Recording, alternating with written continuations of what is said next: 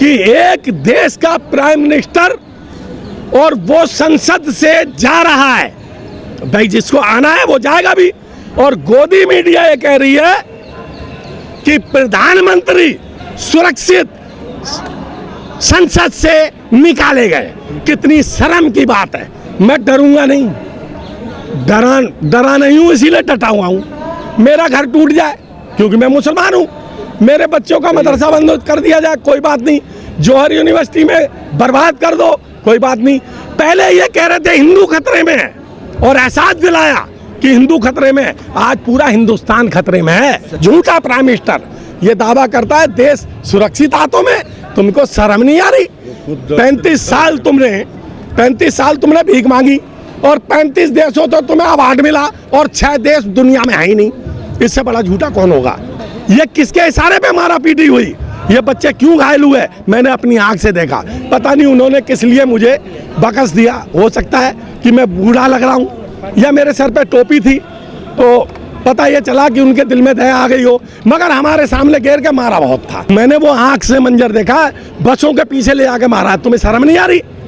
तुम पागल कुत्ते को भी पकड़ने के लिए एक शिकंजा कसा जाता है। देश की सीमाएं जो है सुरक्षित नहीं है। इसके रहते रहते, मोदी के रहते रहते, आरएसएस के काल में ये तो लूट मार पे बचे हुए हैं। ये किस दिन भाग जाए पता नहीं है, क्योंकि इंदिरा गांधी खुद कहती थी कि मेरे देश का शरीर का एक एक खून का कतरा इस मिट्टी के काम आएगा। और इसका डायलॉग क्या है? झोला उठाऊंगा भाग जाऊंगा। गोदी मीडिया जिसे कहा जाता है, जो लश्कर नोएडा है, जो गोद में बैठ के पत्रकारिता करते हैं अपने मालिकों के लिए, असली मालिक वो नहीं है। असली मालिक कोई और है, बिका हुआ मीडिया है। वो कुछ लोग आए और वो आपस में एक दूसरे को धक्का मुक्की करने लगे। इतने में ही पता ये चला कि लोगों ने यह हल्ला मचा दिया कि गोदी media go back go back go back. क्या कहना चाहेंगे? पुलिस ने जो बर्बरता की उसके बाद ये बड़ा आंदोलन बन गया, जो भीड़ दिखाई दे रही है। 16 स्टेशन बंद करने पड़े मेट्रो के कि भीड़ ना आए। जी, मैं आपको बताता हूँ।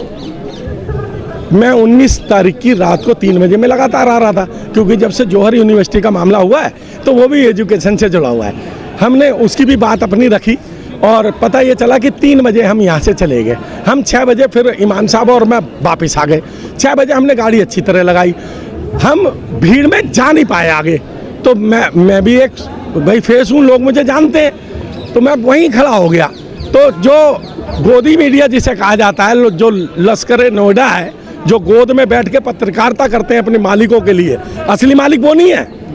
असली मालिक कोई और है, बिका हुआ मीडिया है।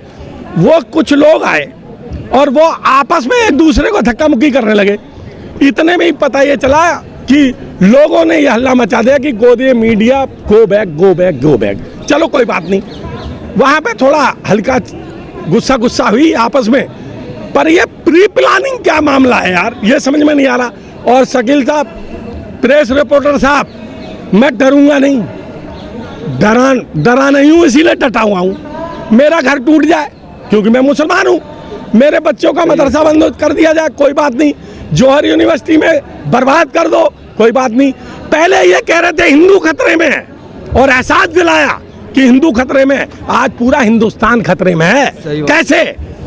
कि एक देश का प्राइम मिनिस्टर और वो संसद से जा रहा है, भाई जिसको आना है वो जाएगा भी।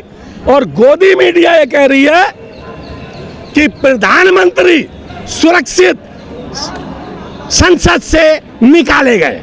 कितनी शर्म की बात है। यही प्राइम मिनिस्टर, मेरा झूठा प्राइम मिनिस्टर ये दावा करता है देश सुरक्षित हाथों में। तुमको शर्म नहीं आ रही? 35 साल तुमने भीख मांगी और 35 देशों तो तुम्हें अवार्ड मिला और 6 देश दुनिया में है ही नहीं। इससे बड़ा झूठा कौन होगा? फिर हमने देखा कि 9:30 बजे के करीब हल्का लाठीचार्ज हुआ। 5 मिनट के बाद में ये जितने हरे पी रहे हैं, क्योंकि वो प्रधानमंत्री जो खुद के काबू में नहीं है, वो रक्षा मंत्री, गृह मंत्री जो खुद के काबू में नहीं है, जिसके छोटे से लेके और बड़ा नेता काबू में नहीं है, ये पुलिस कैसे उसके काबू में आ जाएगी? ये किसके इशारे पे मारा पीटी हुई? ये बच्चे क्यों घायल हुए? मैंने अपनी आंख से देखा। पता नहीं उन्होंने किस लिए मुझे बकस दिया। हो सकता है कि मैं बूढ़ा लग रहा हूँ या मेरे सर पे टोपी थी तो पता ये चला कि उनके दिल में दया आ गई हो, मगर हमारे सामने घेर के मारा बहुत था। और आज जो मैं आया हूँ, मैं पिटने के लिए आया हूँ। कारण है मेरी औलाद है, ये राम सिंह का बच्चा, ये करनैल सिंह का बच्चा, ये मोहम्मद उस्मान का लड़का, और जो पेरेंट्स आए हुए हैं, मैं the part of our country उसके लिए खड़ा हुआ हूँ। जबकि मुझे पता है कि एक मुसलमान की दाढ़ी टोपी के बाद में, कुछ बोलने के बाद में जमीन में मिला दिया जाएगा, मिट्टी में मिला दिया जाएगा। मैं डरूंगा नहीं। मैंने वो आंख से मंजर देखा, बसों के पीछे ले जाके मारा। तुम्हें शर्म नहीं आ रही? तुम पागल कुत्ते को भी पकड़ने के लिए एक शिकंजा कसा जाता है देश की सीमाओं पे। ट्रेंड और चल रहा है जो सीए से देखा जा रहा है लगातार, जब भी कोई प्रोटेस्ट होता है सिविल ड्रेस में डंडे लेकर खड़े। यह हकीकत है, यह हकीकत है। ये एबीवीपी के, आरएसएस के, जिनकी शकल सूरत अच्छी होती है, इसके साथ पुलिस प्रोटेक्ट कर रही है उनको। अरे साहब, कब तक छुपाओगे?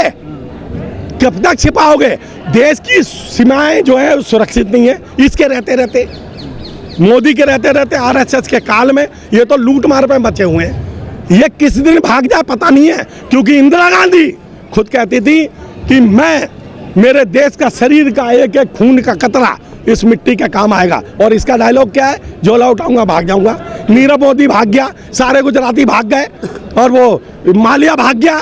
ये तो भगाने का काम कर रहा है। नागरिकता जिसे देनी चाहिए उसे दे नहीं रहा है, और जो अमीर है जिसने यहाँ लूटा, और वो भागते चले जा रहे हैं। लेकिन कोई असर नहीं पड़ रहा।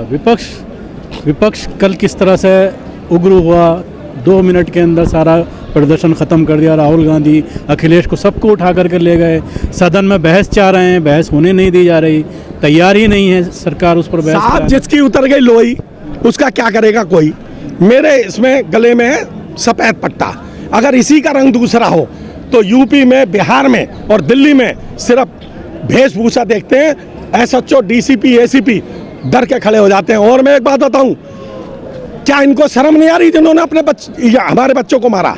अपने बच्चों को मारा। इनकी बीवी नहीं है, इनके बच्चे नहीं है। अगर कसम खुदा की मेरा दादा ने देश की सेवा करी, मेरे बाप ने देश की सेवा करी, मैंने करी। अगर मेरा एक लड़का है, सेना में भर्ती हो जाए, डॉक्टर बन जाए, इंजीनियर बन जाए, गलती करेगा, अल्लाह की कसम घर में घेर घेर के मारूंगा मोदी समझ के। क्योंकि उसकी भूल के कारण सरकारी नौकर बनी, उसको नौकरी लगी, मैं ये बर्दाश्त नहीं करूंगा। वो बीवियां कैसी हैं? वो जवान माँ बाप के बच्चे कैसे हैं जो अपने बाप को मोहब्बत की नज़र से देख रहे हैं, जबकि उनके कर्मकांड अच्छे नहीं हैं? कितनी शर्म की बात है। तुम दिल्ली जैसे शहर में और इस तरह से बर्बरता के तौर पे महिलाओं को, छोटी बच्चियों को, बुजुर्ग को, तुम्हें शर्म नहीं आ रही? क्या सिद्ध करना चाहते हो? और तेरे कर्म कैसे हैं? इस बीजेपी सरकार के 120 इसरो के वैज्ञानिक नौकरी छोड़ दी है उन्होंने, हैं? क्यों? क्योंकि इसका एक नियम है, जब मुसलमानों में एक पीर होता है, उस पीर के अंधभक्त होते हैं। बीजेपी में भी अंधभक्त हैं। तो जब अनपढ़ रहेगा तभी वो उसका भक्त बना रहेगा आरएसएस का। जैसे ही वो डॉक्टर बनेगा कहेगा मेरा अधिकार क्या है, वकील बनेगा मेरा अधिकार क्या है, क्योंकि वकील के बाद अगली जो सीढ़ी है वो है अदालत की। आईएएस बनेगा, आईपीएस बनेगा, ये मोदी काल जिंदगी भर रहेगा। इन्हें भी अफसोस होता होगा, इनको अफसोस होता होगा कि हमने गलत किया है। क्यों? और करने वाला कौन है? अगर ये दोषी नहीं है तो करवाया किसने? इसकी जांच होनी चाहिए। दरअसल क्या है, इनके पाप का घड़ा भरते भरते बढ़ता चला जा रहा है। ये सारे दोषी हैं, ऊपर से लेकर नीचे तक। क्योंकि अगर गृह मंत्रालय अपने बात ऊपर ले लेता है तो अमित शाह दोषी हैं। अगर यहाँ का लोकल कमिश्नर या दिल्ली पुलिस कमिश्नर अपने कोई बात ले लेता है तो वो दोषी माना जाएगा, नौकरी चली जाएगी। अच्छा, छोटे सब शिकार होते हैं, बड़ा जो पापी है वो छुप के रह जाता है आरएसएस के शरण में।